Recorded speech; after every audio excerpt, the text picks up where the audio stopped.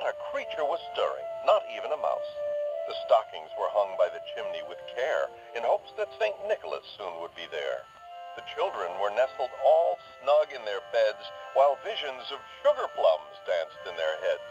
And Mamma, in her kerchief, and I, in my cap, had just settled down for a long winter's nap, when out on the lawn there arose such a clatter, I sprang from my bed to see what was the matter.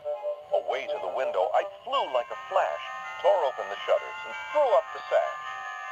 The moon on the crest of the new-fallen snow gave a luster of midday to objects below, when what to my wondering eyes should appear but a miniature sleigh and 8 tiny reindeer.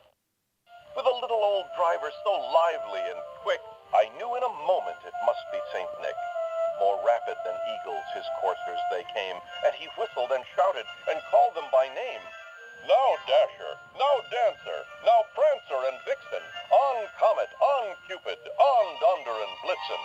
To the top of the porch, to the top of the wall, now dash away, dash away all.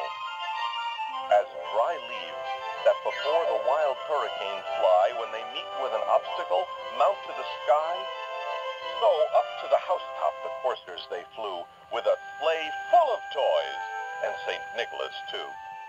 And then, in a twinkling, I heard on the roof the prancing and pawing of each little hoof. As I drew in my head and was turning around, down the chimney St. Nicholas came with a bound. He was dressed all in fur, from his head to his foot, and his clothes were all tarnished with ashes and soot. A bundle of toys he had flung on his back, and he looked like a peddler just opening his pack. His eyes, how they twinkled, his dimples, how merry, his cheeks were like roses, his nose like a cherry. His droll little mouth was drawn up like a bow, and the beard on his chin was as white as the snow. The stump of a pipe he held tight in his teeth, and the smoke, it encircled his head like a wreath. He had a broad face, and a little round belly that shook when he laughed like a bowl full of jelly. He was chubby and plump, a right jolly old elf, and I laughed when I saw him in spite of myself. A wink of his eye and a twist of his head soon gave me to know I had nothing to dread. He spoke not a word, but went straight to his work and filled all the stockings, then turned with a jerk, and laying his finger aside of his nose, and giving a nod, up the chimney he rose.